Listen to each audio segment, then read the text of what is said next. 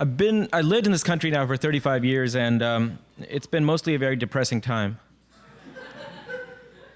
Except for these last 4 or 5 years, and it's been pretty amazing to see in the United States, which I had sort of thought I would not see in my lifetime, something like the emergence of at least the first glimmer of a genuine political culture. I don't think we're there yet. It's going to take a very long time for it to happen. But at least people are coming out and starting to think about the way in which society as a whole works, and what kinds of issues it'll take, what kinds of mechanisms and drives it'll take to actually change that society. Towards this, I think this series that Jacobin is putting out on socialism, the talks that Jason is organizing, play a very important role. And I'm amazed to see so many of you out here on a cold night. All this portends well, I think, for us. Let's see how long it goes on. But as long as the moment is there, I think we should try to do everything we can to deepen it and to take advantage of it. The issue before us today is why socialists constantly, or in an inordinate amount of time, focus on the working class as a strategic factor in society. Now, I think, to get straight to the point, there are a couple of fundamental reasons why socialists do so, and I think they're very sound reasons. And you can think of this as one being a diagnosis of what's wrong in modern society, and the second being a prognosis of what to do to make things better. Both of these point in the same direction. So let's start with a diagnosis. The diagnosis focuses on what kinds of things people need in their life to have a decent shot at happiness, at decent social relations with others, all the things that go into what we call justice, fairness and justice. And whatever else is needed, and there are many things that are needed for social justice, there are two that just about everybody agrees on. One is certain basic minimum material goods. People cannot lead decent lives if they are constantly worried about having enough to eat. They cannot lead a decent life if they don't have basic health, if they don't have housing, if they don't have certain material provisions that go into consolidating their everyday life so that they can strive for what they would regard as a higher end of things. Creativity, love, friendship. All of those things are harder to sustain when you don't have certain basic goods. So first of all, you need these goods. Secondly, for lack of a better term, autonomy. Or you can think of it in a more cumbersome way, freedom from domination. The basic idea is, if you are under somebody else's thumb, if you're being dominated by somebody else, there's always a chance that that authority which they have over you will turn into abuse. And being dominated by somebody else, therefore, means that the priorities by which you live are not going to be your own. They're going to be the priorities of that person who has power over you, which means that you don't essentially get to set your agenda, whatever that agenda might be. Therefore, if in modern society people lack these basic material goods and they lack autonomy, that is to say they experience domination, whatever else they need, it's going to be a society in which justice is very hard to achieve. Now, what socialists say is that capitalism is a social system which systematically deprives people of both of these, both the material goods that they need and their autonomy. And the reason is simple. Capitalism runs on the principle of profit maximization. Or to put it differently, it puts profits over people. Now, why does that undermine both of these things? Well, most people in a capitalist society have to work for a living, and they go to work for somebody else. While they're working for somebody else, their employer, the employer's priorities are not set by what is good for the employees who are working under his authority. It's set by the firm's goal of maximizing profits. And the reason he has to prioritize the profit maximization principle is if he does not maximize his profits, he dies. The firm dies. Because the only way he can survive is by wringing as much money as he can out of his economic activities so he can take that money, increases efficiency, increases competitive strength so that he can beat out his rivals. The thrust and the force of competition compels capitalists to always look after the bottom line. Now, the bottom line ends up being injurious to everybody else, and this is the fundamental problem. The flip side of profit maximization is cost minimization. Every firm has to try to maintain, hold its line on whatever cost it has so as the profit margins can be increased as much as possible. But cost minimization has an immediate impact on workers' lives because what they take as their income, which is their wage, is their employer's cost. So cost minimization means that every employer tries to pay as little as he can get away with when it comes to remunerating his workers, which means that workers, therefore, have to constantly be under the threat of their basic means of livelihood being set not by what they need, but what their employer can get away with. That's issue number one. Issue number two, while they're at work, they have to surrender their autonomy to their employer. The wage contract essentially says, I'll come and work for you, you give me some money, and for the duration that I'm working for you, I'm under your authority. What I do with my time, where I stand, where I go, who I talk to, how many bathroom breaks I get, where I look, how fast I work, is not at my discretion. It's at the discretion of the employer. And that waking time, for most people in the world, is most of their waking day. That working time comprises anywhere from 2/3 to 3/4 of all the time that they're awake, which means, effectively, if you think of a person's active life as the time of their life that they're waking through the day, it means 3/4 of their waking time is under a loss of autonomy to somebody whose interests are lined up against their own interests.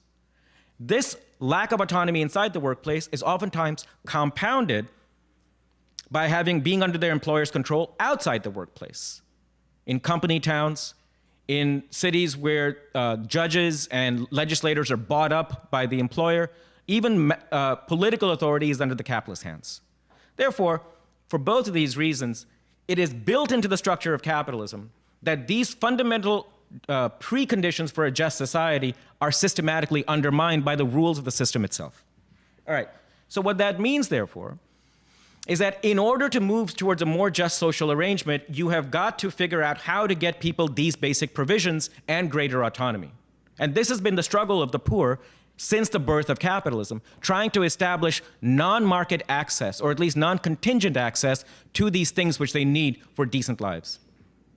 The problem is, every time the poor have tried to advocate or ask for or plead for greater insurance of these things, they've every time, everywhere come up against the resistance of their employers. Within the workplace, if they ask for higher wages, if they ask for more control over the workplace, if they ask for more authority over investment decisions, every time it comes up against the recalcitrance of the employers. And also, when it comes to outside the workplace, because of the employer's greater social power. The basic problem is, power in capitalism is not distributed equally. Not only do employers get to set the agenda within the workplace, they also have the authority and the power to set the agenda for society at large because of their control of the state, because of their greater resources for lobbying, because of their ability to buy politicians, and fundamentally because as long as they control investment, they control the creation of all the wealth and all the income of society, so everybody has to constantly worry about whether or not they're happy. This leads to a strategic problem, which is if the vast majority of the people in a capitalist society are denied the basic goods that are needed for social justice, and if every time they ask for them, they are denied to them by political authorities because of the influence of the capitalist class, how do you get them? Now, this leads then to the second factor after the diagnosis, which is the prognosis of how to fix things. The prognosis is, in order to have a better chance of life for the vast majority of the people, since power centers are not going to give them up voluntarily, you're going to have to extract it from them through a countervailing power on the part of the poor. It's a practical issue. The practical issue is if the bourgeois state and the capitalist class, which has the power, does not allow the poor, by its own generosity, these basic things that it needs for justice, where is it going to get the means to get it from them? And the answer can only be by extracting it from them through a countervailing power on the part of the poor. And this is where the strategic and practical importance of the working class comes in. The working class is unlike any other social grouping in the non-capitalist section of modern society, which is that however penurious it is, however dominated it is, however atomized it is the goose that lays the golden egg.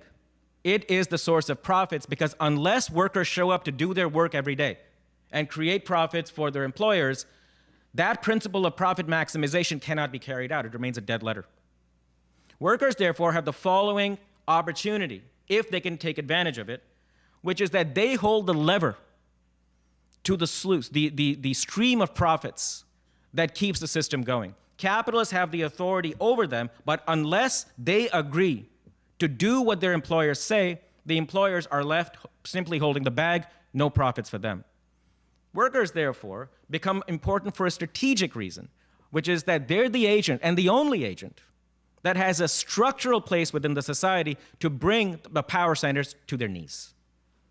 Now, that is a capacity that they have, but they also have an interest in using that capacity for obvious reasons. All of those liabilities, all of those constraints which I've laid out, which are in the way of moving towards a more just society, are most keenly felt in society as a whole by the working class itself. They are the vast majority of modern society.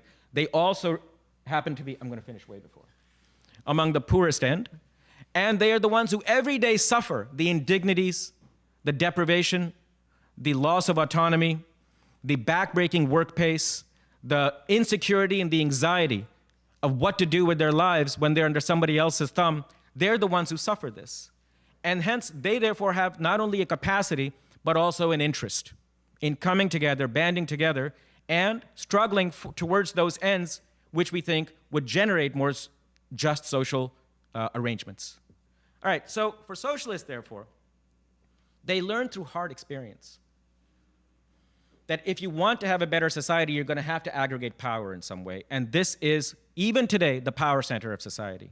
Now, there's an important implication of this, for this, especially since many of you are people in and around universities and university crowds, and you've suffered the misfortune of sitting through social theory classes and all that in the last 20 years.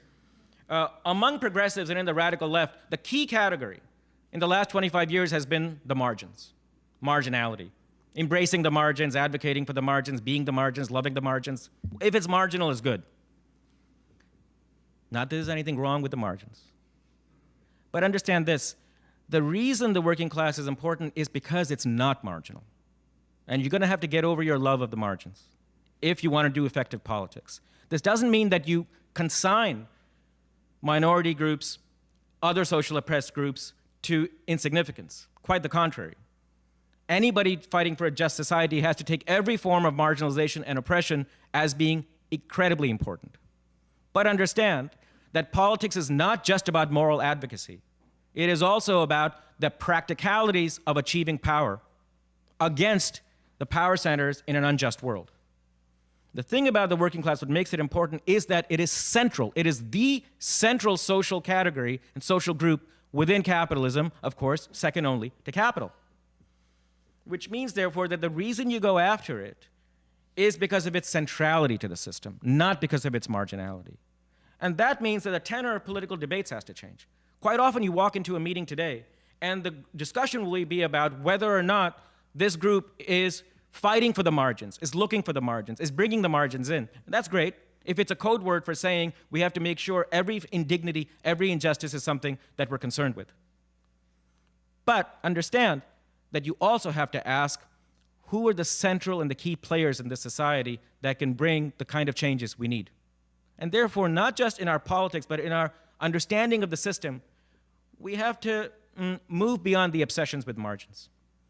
And we have to start thinking about the nucleus, the core, and the foundation of modern society, and building and establishing power within those foundations. Right now, at this moment, the left is the weakest it has been since its birth on this issue.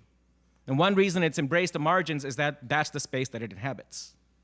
But the fact that you've been pushed into the margins doesn't mean you should embrace it. The agenda for the left for the foreseeable future is going to be to figure out how to get out of the margins into the nerve centers of capitalism, because that's where the power is. And until you're able to aggregate and use that power towards different ends, you're not going to get the kind of society that most moral people want. That's why socialists focus on the working class, and I think they're right to do so. Thank you.